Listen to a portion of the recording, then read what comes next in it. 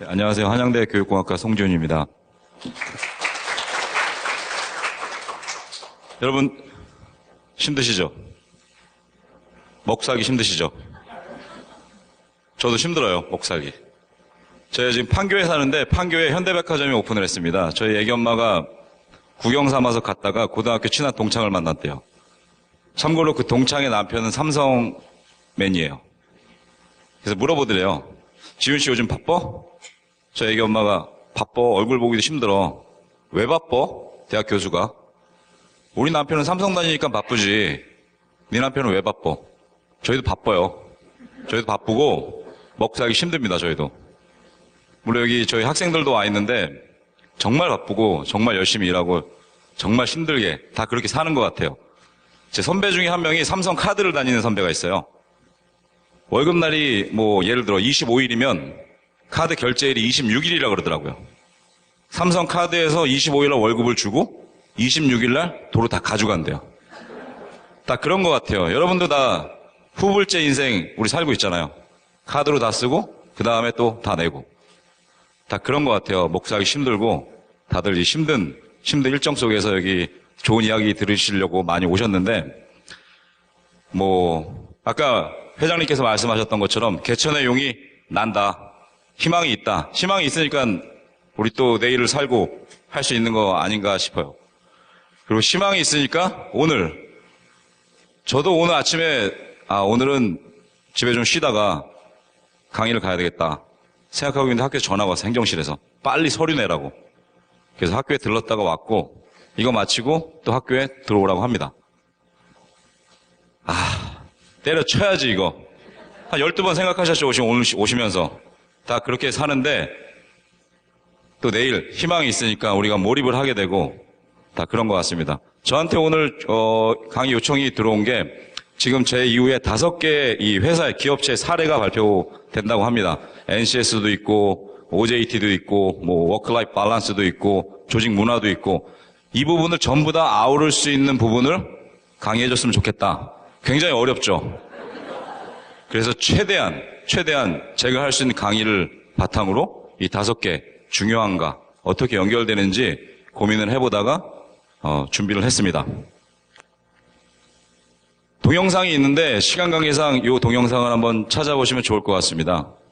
사회 초년생의 사직성 이런 부분인데 어떤 대기업 삼성이라는 얘기가 있는데 대기업입니다. S사의 어떤 사회 초년생이 들어가서 회사를 그만두게 되는 자발적으로 사직서를 던지는 내용입니다. 힘들어요. 회사가. 조직도 힘들고 학교도 힘들고 공무원들도 계시는데 공공기관 여러분들도 힘들고 왜 저 친구가 그만둘 수밖에 없는지 우리의 조직은 안전한지 저 친구가 분명히 저분이 그만두고 분명히 다른 회사에 갔을 거예요. 그래서 그 회사에서 승승장구 하고 있으면 우리 기업 입장에서는 인재를 빼앗긴 거고 과연 그만둔 저분의 개인적인 잘못인가 아니면 조직의 잘못인가 여러분들이 꼭 동영상 한번 보시고 생각을 해보셨으면 좋겠습니다.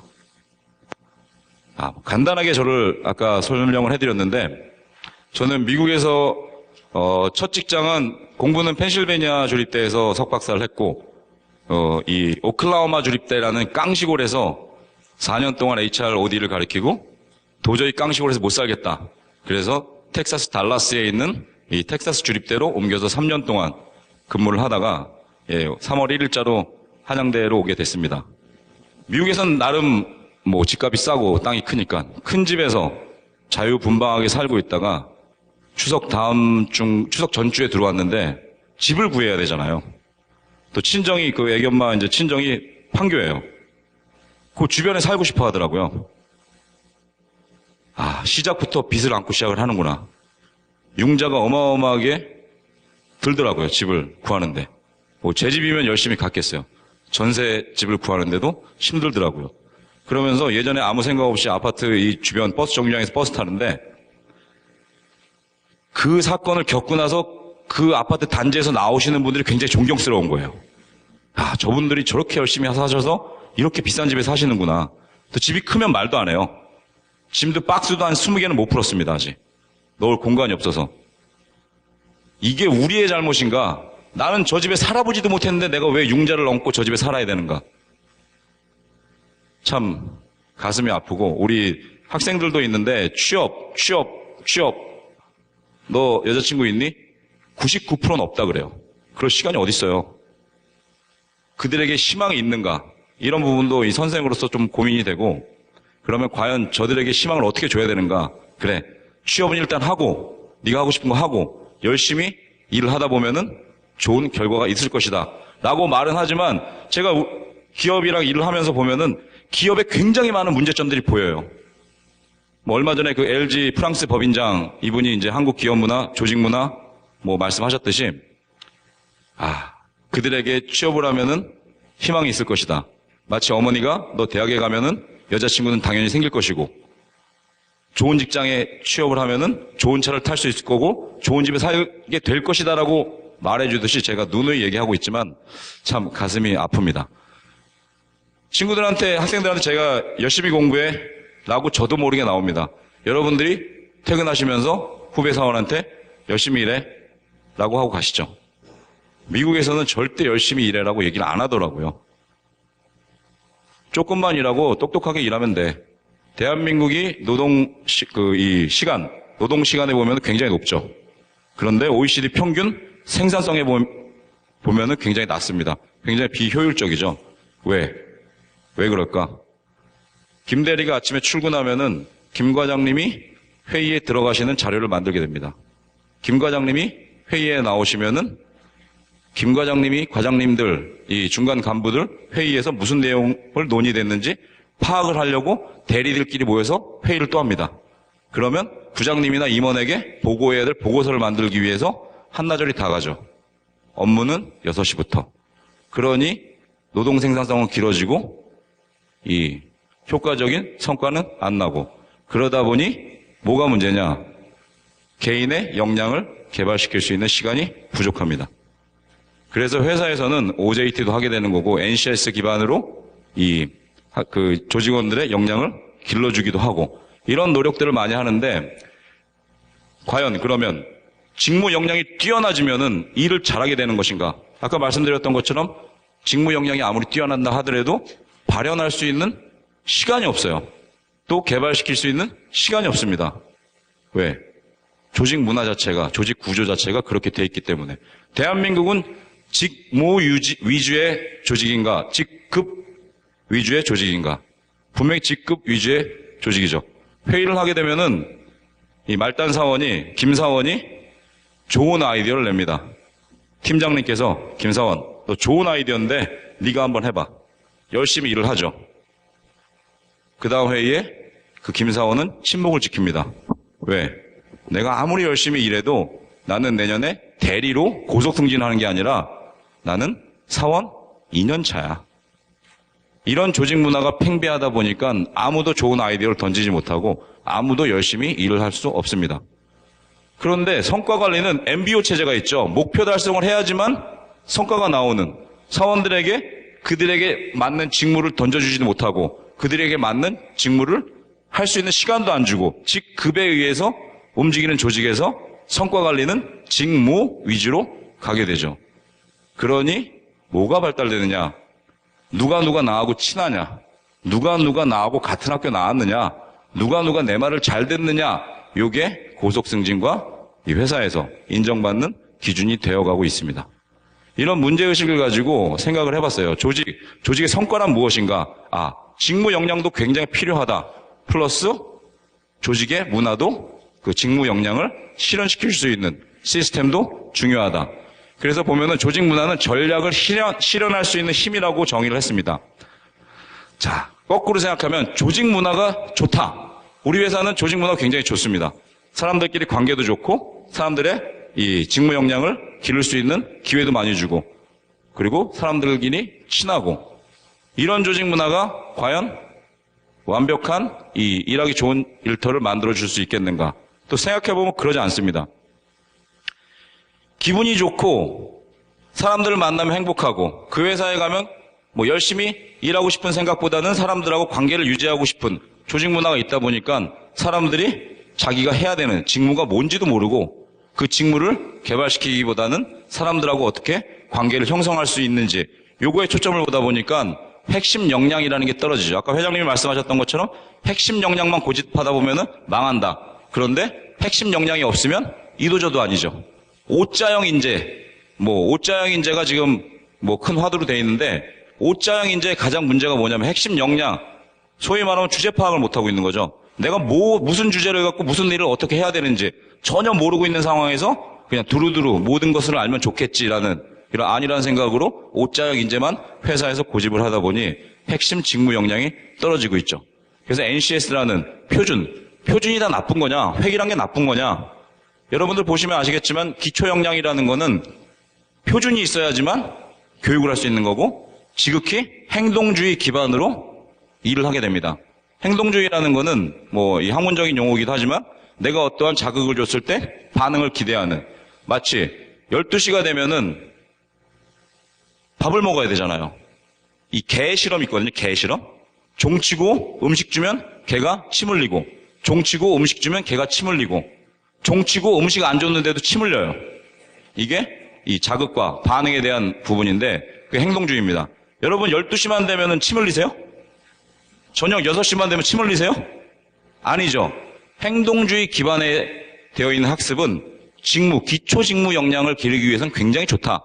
어떠한 특별히 변해야 되는 대상이 있고 가야 될 결과 이미지가 정확히 있으니까. 하지만 우리가 필요한 거는 구성주의 사고죠. 어떠한 행동이나 어떠한 학습이나 했을 때 머리에서 코그니티브 프로세스를 통해서 이 변환 과정을 통해서 새로운 뭔가를 만들어내는 거. 이게 아까 회장님이 말씀하신 융복합의 결과라고 볼 수 있는 거죠. 그런데 행동주의, 직무 역량을 기르기 위해서는 필요하다. 조직 문화에 잘 융합이 돼서 새로운 뭔가를 아이디어를 만들어내기에는 구성주의 사고방식이 필요하다. 이런 두 가지 복합적인 이론을 가지고 생각을 하다 보니까 그러면 직무 역량이 뛰어나다. 직무 역량이 굉장히 뛰어나지만 그들이 우리 회사에 몰입하지 못하게 되면은 어떠한 현상이 나오는가? 다른 회사로 가죠. 죽 써서 멍멍이 주는 것처럼 직무교육 6개월 시켜놓고 집체교육 12개월 시켜놔서 이 친구는 이제 우리 회사의 핵심 인재로 길러야 되겠다라고 하는 순간 그 사람의 몰입도는 떨어지고 그 사람은 옆에 회사로 이직이 됩니다. 큰 넓은 범위에서 보면은 이직하는 회사도 우리의 포텐셜한 자원이다. 이렇게 생각을 할 수 있지만 어쨌든 간에 회사 입장에서는 손실이 나는 거죠. 아까 빅데이터 얘기가 나왔는데 빅데이터 한 2년 전만 해도 굉장히 많이 떠들었어요. 왠지 빅데이터가 이 세상을 지배할 것처럼, 이 HRD 업계에서도 빅데이터를 활용하지 못하면은 모두가 다 망할 것처럼 그렇게 떠들어댔어요. 지금 빅데이터 얘기하시나요? 머릿속엔 있지만 많이 화두가 되나요? 미디어에서조차 떠들지도 않는 그런 분위기가 됐습니다. 특히 HRD 쪽에서는 빅데이터 얘기 거의 안 합니다. 왜? 할 수 없는 건가요? 아니면 할 필요가 없는 건가요? 이 그냥 분석이라는 거는 과거에 지나온 길을 가지고 이 현상을 분석하는 거고, 빅데이터 분석이라는 거는 과거의 모든 자료를 가지고 융복합 말씀하셨던 것처럼 연결해서 미래를 예측하는 그런 부분이기 때문에 굉장히 필요한 부분인데 왜 얘기를 안 하느냐? 역량이 없기 때문에, HRD 담당자들이 빅데이터를 다룰 수 있는 역량이 없기 때문에 더 이상 얘기를 안 하는 거죠. 빅데이터라는 게 쉽게 배울 수 있는 역량은 아닌 것 같아요. 이 빅데이터 다루는 전공이 교과 전공으로 생겨나는 걸 봐서는 굉장히 어려운 부분이긴 한데, 중요한 거를 알면서도 우리가 왜 실현을 못하고 더 이상 언급을 하지 않느냐. 언급해봤자 좋을 게 없거든요.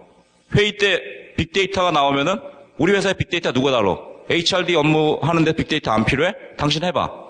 라는 얘기가 나오기 때문에 아예 얘기를 꺼내지 않습니다.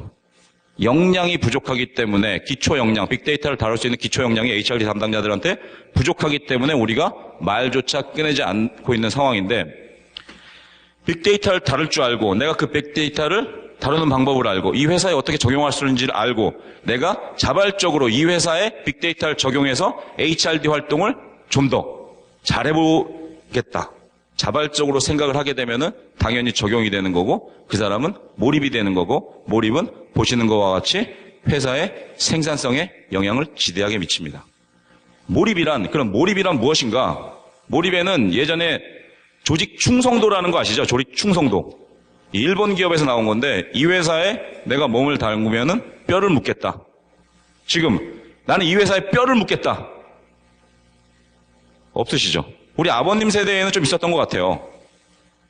나는 옆 회사가 좀 더 나의 조직 문화와 내가 생각하는 조직 문화와 가깝다. 옮기겠다. 굉장히 많으실 거예요. 저도 마찬가지예요. 제가 학교를 지금 3번째 왔는데 저의 구미에 맞게 저의 가족의 행복을 위해서 나의 개인적인 행복을 위해서 변해가는 일종의 변화 과정이라고 생각을 하는 거지. 요즘 뭐 회사를 옮긴다고 해서 그 회사 사람들하고 그 회사 이제 전우들하고 뭐 배신이야. 다시는 너하고 소주를 먹지 않겠어. 이런 말씀 잘 안 하시잖아요. 오히려 이직한 그 친구에게, 동료에게 정보를 얻게 되고 그 친구와 더 편하게 이야기를 하게 되는 그런 관계가 형성이 되기 때문에 조직 충성도는 이제 더 이상 조직 몰입이라고 볼 수가 없습니다. 두 번째 나오는 게 뭐 똑같습니다. 이 커미트먼트와 인게이지먼트가 둘 다 몰입으로 해석이 되는데 두 번째 한 60년대, 70년대, 80년대까지 주름 잡았던 오거니제이션 커미트먼트, 조직 몰입이라는 부분은 약점이 있습니다. 3가지 정서적으로 내가 몰입을 할 것인가, 기능적으로 몰입을 할 것인가 라는 부분이 있고 어쩔 수 없이 몰입을 해야 된다라는 부분도 포함이 되어 있습니다. 제가 아까 말씀드렸던 것처럼 카드값. 당장 내가 이 회사를 떠나버리면은 이 토끼 같지는 않겠지만 뭐 와이프나 남편이 있으시잖아요. 그리고 여우 같은 뭐 거꾸로죠. 여우 같은 와이프와 토끼 같은 이 새끼들이 있기 때문에 회사를 못 그만두는 거예요. 그래서 때려치고 싶지만 난 어쩔 수 없이 다녀야 해. 이러한 몰입의 부분이 포함이 되어 있기 때문에 이 Organization Commitment라는 부분도 약간 구시대처럼 여겨집니다. 요즘 나오는 게 Work Engagement예요. 내가 자발적으로 나의 역량을 실현시킬 수 있는 그 자리가 우리 회사다. 그래서 나는 회사에 가서 나의 모든 역량을 쏟아붓고 거기서 행복감을 얻겠다라는 부분인데 여기에도 함정이 있습니다. 업무 몰입이라는 거는 이거는 여러분들 나중에 보고서 쓸 때 굉장히 유용하라고 제가 자세하게 만들어놨습니다. 업무 몰입이라는 거는 3종류가 있습니다. 이 테헤란로에 가보시면 넥타이 부대들이 많죠. 그리고 아까 이 배지를 달고 오신 분도 많이 계시는데 어떤 친구들 같은 경우에는 야, 내가 삼성 다녀. 내가 LG 다녀. 내가 현대 다녀. 나는 도시철도 공사의 공무원이야. 나는 농수산물 공사의 공무원이야. 자기 조직에 대해서 굉장히 만족하는 사람들이 있습니다. 아니, 나는 내가 뭐 하는지 상관이 없어. 나는 우리 회사에 어떤 사람이 있는지 상관이 없어. 나는 그냥 삼성 다녀, 그냥. 나는 현대 다녀. 나는 한양대학교 교수야. 이거에 굉장한 자부심을 가지면서 회사에 대한 프라이드가 높은 사람이 계십니다. 그리고 두 번째, 나는 동료고 뭐고 필요 없어. 나는 지금 이 삼성 다니지만 좀 이따 LG 다닐 수도 있어. 나는 LG 다니지만 좀 이따 은행원이 될 수도 있어. 나는 내가 다니는 회사에 별로 관심이 없어. 내가 하는 일이 너무 좋아. 나는 선생님이야. 학생들 가르치는 게 너무 좋아. 어느 학교 가서 가르치든 난 상관이 없어. 나는 그 일 자체가 좋아. 그런 분들 조직에 계시죠. 자기 일만 정말 열심히 하는 분이 계십니다. 좀 불편하죠? 일 열심히 잘해서 굉장히 인정받는 분인데 굉장히 껄끄러워요. 둘이 밥 먹자 그러면 굉장히 불편한 사이. 3번째 어떤 분이 계시냐면 나는 회사도 필요 없어. 나는 내가 뭔 일 하는지도 별 관심이 없어. 그냥 나는 내 옆자리에 있는 친구가 좋아. 회사에 가시면 아침에 출근하셔부터 여기저기 돌아다니시면서 오전 내내 커피만 드시는 분들 계세요. 굉장히 좋죠, 그분. 회식할 때 옆부서 회식이건 우리는 서울에서 근무하는데 저 인천 지사에 있는 회식이건 다 가시는 분들 계세요. 저 졸업사진 보면은 팀별로 5명씩 묶었는데 어떤 아이가 계속 있더라고요, 거기에. 한 5장에. 그런 친구들이 있습니다. 업무도 별로 관심이 없고 내가 어떤 회사를 다니는지도 별로 관심이 없어요. 그냥 나는 동료가 좋아. 이런 분들도 굉장히 필요하세요. 소위 말하는 분위기 메이커죠. 회사를 소프트하게 연결시켜줄 수 있는 이 휴먼 네트워크를 담당하고 계신 분들이 계십니다. 그러면 어느 하나 포기할 것인가? 이 3가지의 몰입의 유형에 따라서 어느 한쪽에 너는 관계만 지향하는 친구니까 너는 일을 못해. 너는 회사 그만 다녀야 되겠다. 회사 분위기 굉장히 딱딱해지겠죠. 너는 우리 회사에 대한 충성도가 굉장히 높으니까 회사에 대한 충성도만 계속 가지고 있어. 업무가 진행이 안 되죠. 역량이 떨어지니까. 너는 일을 열심히 하니까 너의 주어진 일을 최선을 다해서 열심히 해봐. 분위기 굉장히 딱딱해지죠. 회사에 대한 충성도도 떨어지고. 그래서 이 3가지의 몰입이 동시에 존재해야지만 회사의 조직원들의 업무 몰입도, 관계 몰입도, 조직 몰입도가 향상이 된다. 이 세 가지 몰입도를 어떻게 유지할 것인가? 이게 관건입니다. 그러다 보니까 나온 개념이 그러면 우리 조직 문화를 어떻게 바꿔야 될 것인가? 이런 부분입니다. 이 표는 제가 GWP USA에서 가져온 부분이에요. 이 표와 조금 있다가 제가 GWP 코리아에서 만든 표를 보여드릴 건데 굉장히 상이한 부분이 있고 거기에 우리가 해야 되는 답이 있습니다. 지금 GWP 모델을 보면은 이게 만병통치약이라는 부분은 그 이야기는 아닙니다. 근데 가장 대표적으로 활용이 되고 있는 부분이고 상당 부분 오랜 기간 연구를 통해서 만들어낸 모델이기 때문에 보편적으로 적용이 가능하기 때문에 만들었습니다. 처음 보면 credibility, 그 다음에 respect, 그 다음에 fairness. 공정하지 않은 조직에서는 절대로 몰입이 나오지 않습니다. 내가 열심히 일했는데 제가 아이디어를 열심히 냈습니다. 우리 팀장님께서 그 보고를 임원 보고회 하면서 마치 본인이 혼자 하신 것처럼 그런 경험 다 있으시죠? 없으신가요? 없으시면 굉장히 공정한 조직에서 근무를 하고 계십니다. 그 다음에 리스펙트. 이게 지금 굉장히 회사 이슈가 되는 부분인데 서로 존중하지 않다 보면은 스트레스가 발생하게 되거든요.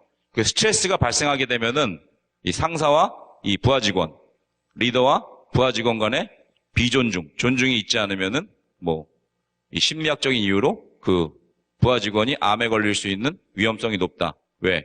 코티졸이라는 암 유발 이 호르몬이 많이 발생하기 때문에. 그래서 서로 간에 존중을 해야 된다. 여성 간의 존중, 이 성별 간의 존중, 세대별의 존중, 그 다음에 수평적인 존중. 있어야지만 일하기 좋은 직장이 된다.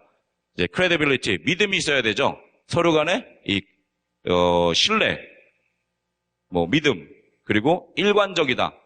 일관적인 행정을 한다. 이런 credibility가 있어야 되고, 요게 세 가지가 이 trust, 믿음이라는 부분을 만들어내는 거고, 두 번째가 pride, 회사에 대한 자부심, 업무에 대한 자부심, 나의 동료에 대한 자부심이 존재해야 되는 거고, 이 마지막 왼쪽 편에 있는 게 카마라데리라는 부분입니다. 이 부분이 무엇이냐면은 심오한 동료 간의 우애 속에서 만들어지는 우정과 이 프렌드십과 동료애를 바탕으로 형성되는 희열감이에요.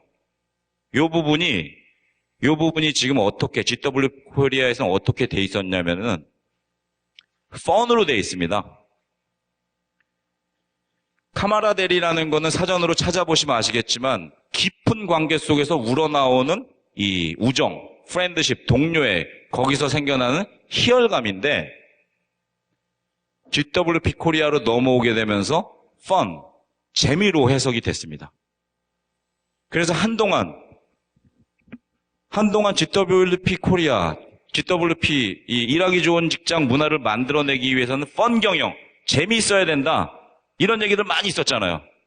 창의적이고 창조적인 조직 문화를 만들어내려면 재미가 있어야 된다. 물론 재미 있어야 되죠. 제가 미국에 자포스라는 회사에 가봤습니다. 자포스. 신발 회사인데 아마존하고 연동해서 신발을 온라인으로 판매하는 회사인데 지금 일하기 좋은 직장으로 굉장히 인정을 받는 조직이에요. 갔더니 사장님이 사원들하고 같이 앉아 있어요. 생각해 보세요. 여러분 회장님이 여러분 옆자리에 앉아 계신다. 일을 할 수 있을까요, 우리가? 여기서 강의를 제일 열심히 듣는 사람 2명을 뽑아서 제가 여러분들 조직에 전화해서 비서실로 전화해서 내일 회장님하고 점심때 1대1 독대로 3시간 동안 식사를 하고 이야기를 나눌 수 있는 시간을 드리겠습니다. 아무도 열심히 안 들을 거예요. 굉장히 불편하잖아요. 갔더니 그 회사 자포스라는 회사에 갔더니 그날 누구의 생일이었나 봐요. 풍선이 사방에 날아다니고 거미줄 쳐 있고 그러니까 가짜 거미줄로 만들어 놓고 생일 파티 해준다 그러고 책상에는 온갖 난잡한 게 막 난무하고 어떤 사람은 콜센터도 그 사무실에 같이 있어요.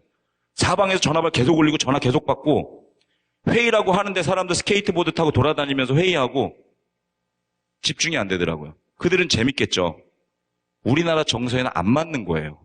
어느 정도 회사라는 거는 딱딱함이 아니라 위계가 존재해야 되는 거고 어느 정도 절차라는 게 존재해야 되는 부분인데 미국 애들하고 우리는 상황이 다르고 태생이 다르기 때문에 그들의 문화를 가져와서 이거를 펀이라고 해석했기 때문에 우리나라 GWP 프로젝트를 많이 하셨을 텐데 조직 활성화 프로젝트에서도 이 GWP 그 개념을 도입해서 많이 하셨을 텐데, 재미가 새로움이다. 라는 관점에서 많은 실패들을 겪었죠. 거의 불가능하다라고 보시면 돼요. 이 재미라는 것을 어떻게 재해석해서 우리가 어떤 식으로 승화시켜야 되는지 보여드리겠습니다. 하도 재미 하다 보니까 이런 상황이 생기는 거예요. 이게 자포스 회사의 사무실의 모습입니다. 저런 환경에서 나는 열심히 일할 수 있겠다. 저런 환경에서 난 재밌게 일할 수 있겠다. 거의 없으실 거예요.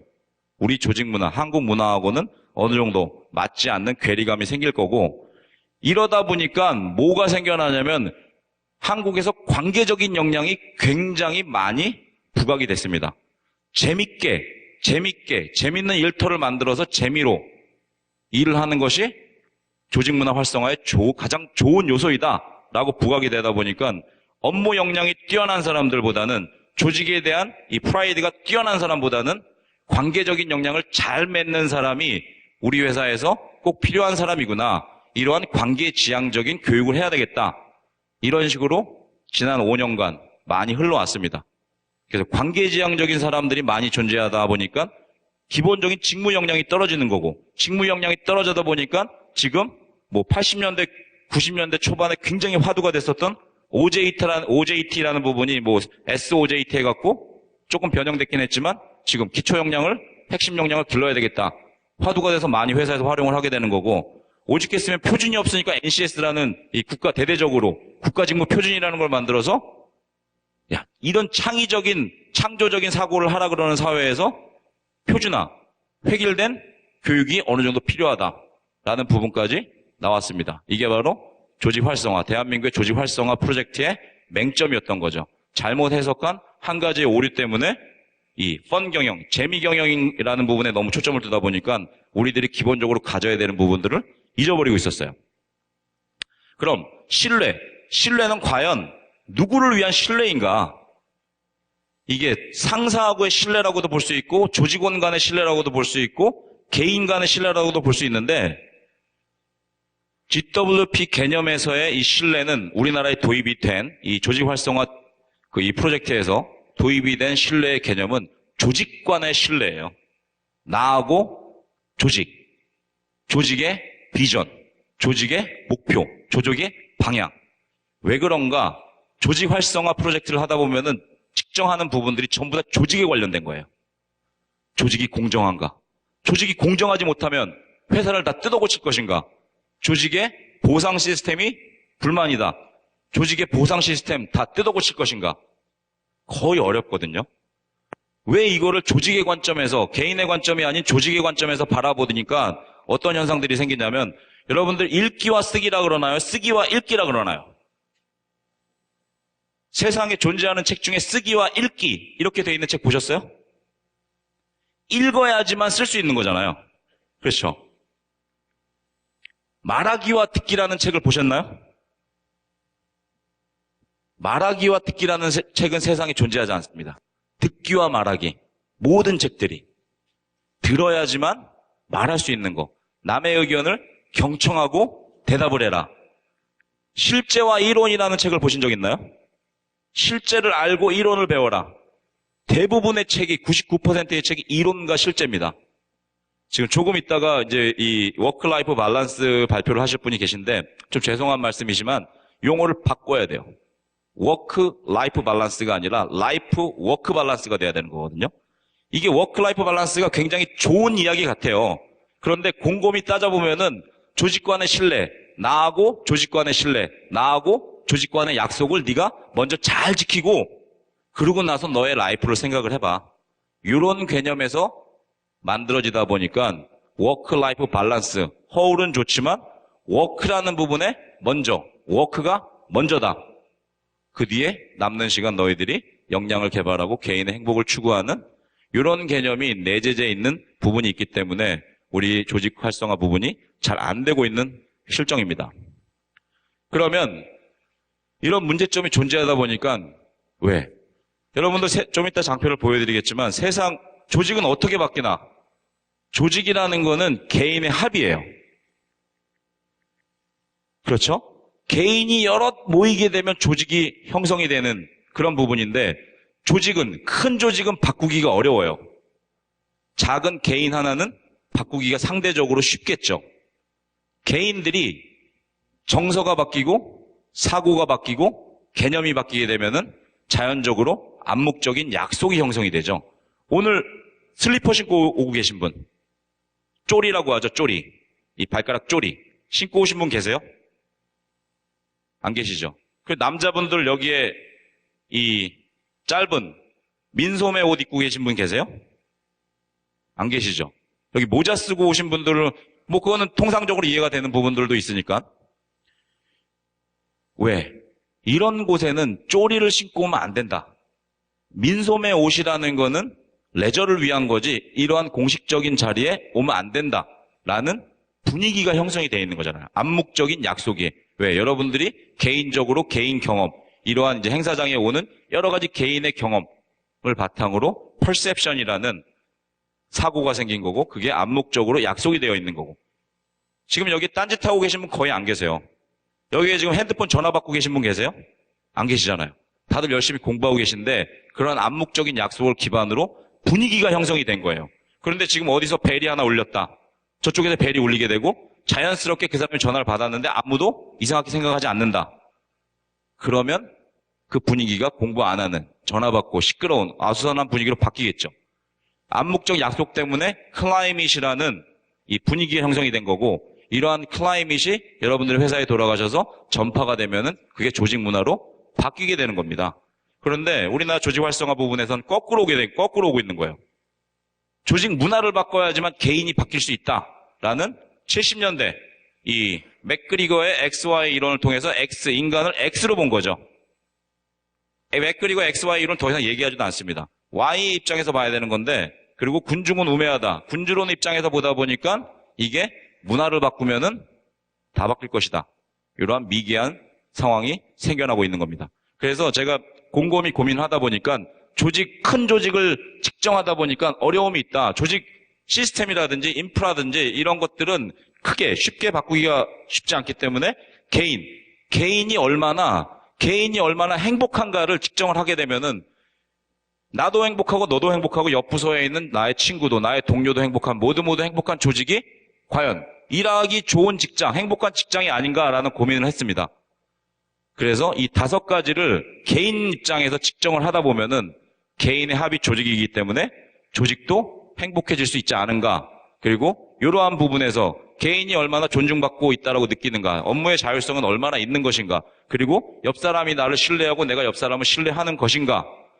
나의 업무에 대한 효능감은 어느 정도인가. 나는 존중받고 있는가를 전반적으로 측정을 하다 보면은 개인 만족감이 형성이 될 것이고 그러한 만족감이 조직 전체로 클라이밋, 컬처로 움직이게 되다 보면 조직 문화가 스스로 바뀔 수 있을 것이다. 그리고 그러한 조직이 일하기 좋은 직장이 아닌가.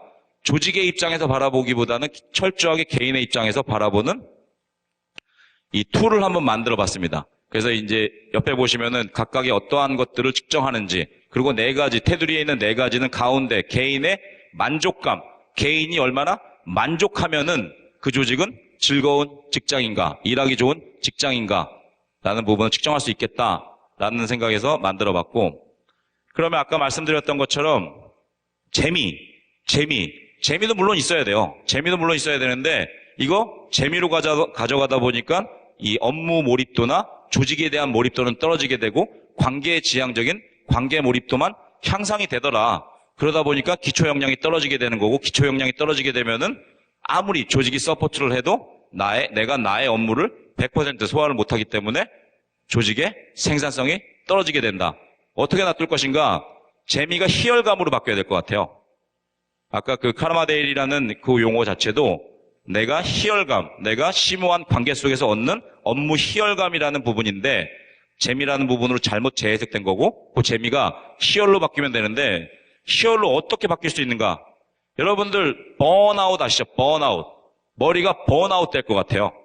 머리가 불타 터져버릴 것 같아요. 너무 힘들어요. 힘든 이유는 3가지가 있습니다. 이게 학습이론인데 업무도 마찬가지입니다. 첫 번째는 내재적 인지 부하예요. 머리가 왜 터질 것 같은가? 일이 너무 어려워요. 일 자체가 너무 어리고 너무 챌린저블하고 내가 감당할 수 없을 정도의 일이 왔습니다. 아무리 열심히 일을 해도 집에 갈 때까지 해결이 안 되고 그 다음날 와도 이 일이 계속 있어요. 굉장히 힘든 상황이 생기죠. 인지 과부하입니다. 내재적 인지 과부하. 두 번째는 자, 여러분들 쉽게 말씀드리면 지금 핸드아웃 있으시죠? 핸드아웃이 밑에 노트 필기를 할 수 있는 여백이 있습니다. 이런 여백이 없고 내가 어떠한 도표를 여러분들한테 보여드리는데 그 도표에 대한 해설은 뒷장에 있어요. 예를 들어 이게 뒤로 넘겼는데 이게 뒤집어서 복사가 된 거예요. 그래서 책을 한번 돌려야지만 그 표의 해석을 볼 수 있어요. 그걸 찾다 보면은 이 표 내가 무슨 넘버를 찾으려고 이 해석을 봤을까? 어려워져요. 다시 한번 앞장으로 돌립니다. 또 뒤집어야 되는구나. 또 한번 책을 뒤집어서 봤더니 이거 0.3이 무슨 의미인지 내가 찾으려고 했지. 다시 돌립니다. 또 뒤집어야 돼. 책을 뒤집고 이렇게 기능적으로 어떠한 학습이나 업무를 할 때 내가 편하지 못하게 어렵게 할 수밖에 없는 상황이 생기면 머리에 인지 과부하가 형성이 되겠죠. 이러한 내재적 인지 과부하나 외재적 인지 과부하는 우리가 쉽게 해결해 줄 수 있어요. 왜 여러분도 집체 교육 하시면은 그 교육 운영위원들 있잖아요. 그들 다 고학력이에요. 멀쩡한 대학교 나왔고 심지어 대학원 나왔고 그런데 교육생들을 마치 유치원생 다루듯이 이것저것 뛰어다니시면서 과자도 좀 줘야 되고 물도 좀 놔드려야 되고 책상도 줄도 맞춰야 되고 여기 지금 표준협회 운영위원들도 오신 분들 보면은 굉장히 고학력이고 서울대 나오신 분들도 많고 굉장히 똑똑하신 분들이에요. 우리보다 못나서 우리의 교육 운영을 도와주고 있는 거 절대 아니거든요. 우리들의 외재적 인지 부하를 최소화시켜주기 위해서 도와주고 계시는 거고. 세 번째가 본유적 인지 부하인데 이게 어떤 거냐면 이런 것들을 많이 느끼셔야지만 여러분들이 희열감이 생기는데 어젯밤에 집에 가는데 너무 힘들었어요. 12시에 야근하고 12시에 집에 가는 이 발걸음이 너무 무겁고 왠지 죽을 것 같은 그런 힘든감이 있는데 어떤 업무를 처리했습니다. 그래서 만족스러워요. 나는 이걸 처리했구나. 희열감이 생겨나요. 심지어 내일 가면은 이러한 일을 좀 확장시켜서 다른 일에 적용시켜 봐야 되겠다. 우리 학생들의 예를 들면은 시험 공부를 하는데 너무 어려웠어요. 심리학을 공부하는데 경영학 개념이 나와서 경영학 책도 찾아보고 경영학 책을 찾다 보니까 이건 행정학이 필요하네. 행정 관련된 책도 찾아보고 이렇게 본인이 스스로 학습의 욕구를 바탕으로 확산적인 사고를 해가는 과정에서 생겨나는 힘듦. 이게 본유적 인지 과부하고 이러한 인지 과부하가 형성이 된다 보면은 여러분들이 자연스럽게 퇴근하실 때 만족감, 자기 성취 만족감이 높아질 것이고 그러면 희열감이 생겨나는 것이고 그런 희열감을 바탕으로 아까 카라마데일이라는 이 배에서 이 몸에서 끌어올라오는 이 자기 만족의 희열감이 형성이 된다. 그래서 희열감을 극대화하다 보면은 재미도 있고 희열감도 생겨나는 거고 본인 스스로가 내일 회사에 가서 열심히 일해야 되겠다라는 몰입의 요구가 생겨나는 것이고 그러면 개인의 만족감과 이 몰입 정도가 더해져서 조직 성과, 개인의 성과가 자연스럽게 올라갈 것이다 라는 개념을 기반으로 만들어 봤습니다. 그러면 희열감과 몰입, 나는 희열감도 있고 회사에 열심히 다니려고 하는 의지도 있고 행복감도 있습니다. 그럼 과연 희열감과 몰입이 존재하면 조직의 성과가 자연스럽게 나올 것인가? 아까 말씀드렸던 것처럼 이 몰입에는 관계적인 몰입도 있고 조직 자체에 대한 이 신뢰 기반 몰입도 있습니다. 하지만 뭐가 있어야 되느냐? 역량이 존재해야 되겠죠. 이 커먼 컴petency라는 기초 역량이 존재해야 되는 거고 이 태스크 컴petency라는 업무에 관련된 이 역량이 존재해야 되는 거고 이 업무에 대한 역량은 직무 역량이라고 보니까 이 SOJT나 NCS나 이러한 것을 기반으로 만들어질 수 형성이 될 수 있겠죠. 그리고 이 코어 컴petency라는 거는 코칭이나 이 인포멀 러닝을 통해서 여러분들이 향상시킬 수 있는 부분인데 이 인포멀 러닝이라는 거는 조직 문화가 조직 분위기가 얼마만큼 서포트 하는지에 따라서 여러분들이 달리 향상이 될 수 있습니다. 지금 커먼 컴피턴시라는 거는 일상적인 라이프에서 여러분들이 길러질 수 있는 부분이고, 기본적인 집체 교육에서 충분히 길러질 수 있는 부분이고, 이 태스크 컴피턴시라는 거는 약간 구조화된 이 NCS나 이 SOJT 같은 구조화된 학습을 통해서 길러질 수 있는 것이고, 이 코어 컴피턴시라는 거는 조직 문화 속에서 자연스럽게 전략과 더불어서 형성이 될 수 있습니다. 이건 아까 말씀을 드린 부분이에요. 개인의 인지가 변해야지만 종국에는 조직의 문화가 변화할 수 있다. 하지만 여러분들이 회사에서 조직에서 조직 활성화 프로젝트를 운영하고 계신 분들은 생각을 해보시면 우리는 지금까지 개인의 의지나 이 암묵적인 약속보다는 조직 문화를 바꾸기에 급급했다. 절대로 안 바뀝니다. 개인이 바뀌지 않으면 조직은 절대로 바뀔 수가 없다라는 부분 인지해 주셔야 되는 거고, 그러면 두 가지 직무 역량과 관계 역량이 동시에 존재해야지만 개인의 만족감, 이 희열감이 극대화됨으로써 그 희열감을 바탕으로 몰입이 되는 거고, 몰입을 통해서 조직이 성과를 창출할 수 있다. 이런 부분을 고민하시면 됩니다. 시간 관계상 이거는 그러면 개인의 직무 역량과 조직 문화가 결합돼서 우리는 무엇을 추구하는 것인가? 우리가 추구하는 것은 학습이 아니라 지식입니다. 우리가 원하는 것은 지식이에요. 학습과 지식이 어떻게 다르는지 제가 강의할 때마다 얘기하는 건데, 학습은 지극히 주관적인 겁니다. 제가 여러분들한테 똑같은 강의를 지금 들려드리지만 여러분 머릿속에서는 다 다른 생각을 하고 계세요. 왜? 여러분들이 추구하는 바가 다르고 여러분들이 가지고 있는 백그라운드가 다 다르기 때문에 다르게 인식을 하게 됩니다. 이거는 조직의 성과에 절대로 연결이 안 되죠. 왜? 개인적인 거니까. 여러분들의 개개인이 학습한 이 개인 학습 내용을 콜라보레이션, 아까 협업을 얘기했죠. 콜라보레이션을 통해서 shared value가 아니라 shared belief, 이 공유된 믿음, 공유된 믿음. 나도 맞고 너도 맞고, 네가 하는 말이 나도 맞고 너도 맞고, 여기에도 적용할 수 있고 저기에도 적용할 수 있는 지식이 형성이 돼야지만 그 지식이 조직의 성과로 한 걸음 더, 학습보다는 더 다가갈 수 있다고 봅니다. 자, 정리를 하다 보면은 일단은 관계지향적 조직 문화 필요하겠죠. 우리가 지금까지 잘하고 있습니다. 이 관계지향적 조직 문화.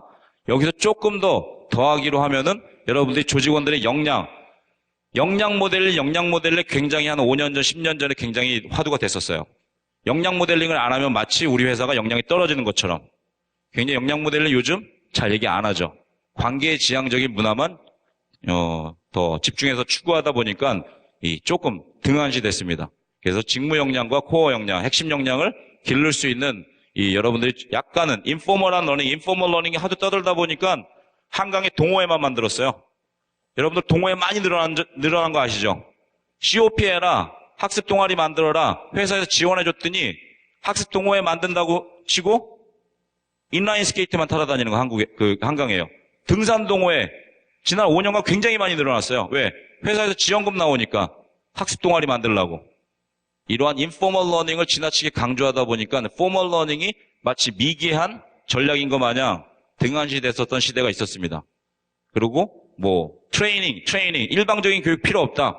어느 종류의 직무 교육, 학습 목표에 따라서는, 직무 역량에 따라서는 일방적인 트레이닝 필요하다라는 부분 생각을 하셔야 되는 거고, 그 다음에 책무와 책임, 얼마만큼 직원들이 자발적으로 학습을 할 수 있는 분위기를 만들어줄 것인가, 이것이 관건이 될 것 같아요. 너희들이 필요한 직무가 무엇이냐, 직급보다는 직무 위주의 조직 문화가 형성이 돼야 되는 거고, 직무를 본인들이 파악을 하게 되면은 본인이 자발적으로 알아서 학습할 수 있는, 찾아가서 핵심 역량을 기를 수 있는 이러한 조직 문화를 형성을 해야 되겠다라는 것까지 말씀을 드리고, 제가 여러 번 얘기한 부분들이 있습니다. NCS라든지 워크라이프 밸런스라든지 SOJT라든지 협업이라든지 이런 부분들이 과연 이런 것들이 구체적으로 어떤 것인가 라는 부분은 지금 5개의 회사에서 케이스 스터디로 그분들이 회사에서 실제 업무를 하면서 겪었었던 내용을 가지고 여러분들에게 상세하게 설명을 해드릴 것입니다. 제가 아까 처음에 말씀드렸던 것처럼